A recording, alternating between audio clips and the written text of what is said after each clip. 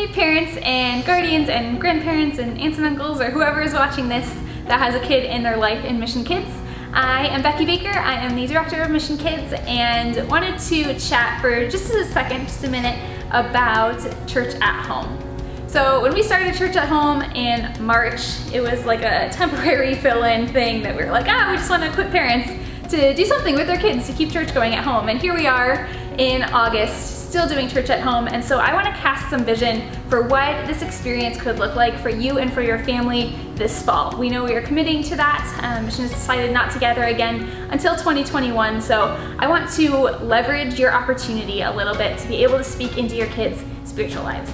If your kiddo had been attending Mission Kids in the past, they had volunteers and small group leaders walking alongside them, getting to know them, learning about their world, and engaging them in their faith. And now, because of the nature of church at home, that is you. You have the primary role in walking alongside your kids as they get to know God, and that's always been your role if we're being honest. You are their parents or their caregivers, and they look up to you more than anyone else. You have the most influence on their lives, on their day-to-day, and on their futures, and that is no small thing. But now you have this added role of being the person that literally walks through their church experience with them for this school year. And so I want to equip you a little bit to lead them with the end in mind. So thinking back at the end of 2020, looking back, what do you want to say was true of your kids' church experience this year? You might have a couple ideas of your own for your family in specific, but one that I want to push all of us towards this fall in Mission Kids is relationship.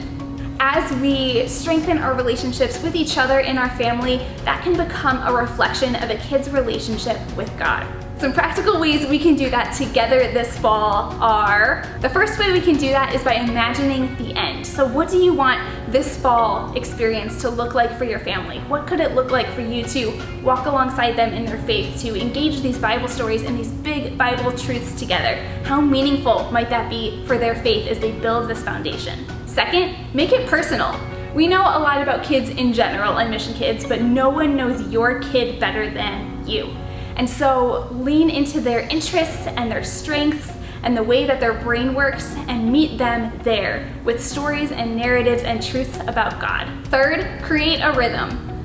It is so true, especially in this quarantine world where rhythm and schedules and expectations really can help us set healthy habits and engage with others in healthy ways. So do that for church at home. Decide on a time and a place every week that you guys are going to engage together. Starting with Fall Kickoff Weekend, Mission Kids will actually have both of our elementary and early childhood church experiences on Mission's online platform. That'll be 8:30 on Sundays for early childhood kiddos and 11:35 for elementary kiddos. So if that works for your family, be there. We would love to see you in the chat.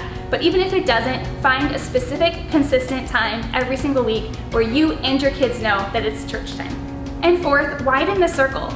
Even though you are the primary person leading your kid in faith this fall and really in their lives, that doesn't mean you ever have to do it alone. So grab some friends, some people from your small group, maybe people you've met from Mission or other places in the Ventura community, and pull them in. Allow them to speak into your kids' lives. Maybe if they have kids too, you can do some trading and swapping and maybe do church at their house or kind of rotate. You can kind of create whatever you want it to look like. Some families might have neighborhood groups or family groups or just friend groups that they can do all of this with together. That is awesome. Do that. And even if you don't have that kind of experience, you can pull in a few people who can be a part of your kid's life and your kid's journey with God. There's been a lot of reinventing in this year of 2020, and that includes with parenting. But that's not just specific to right now.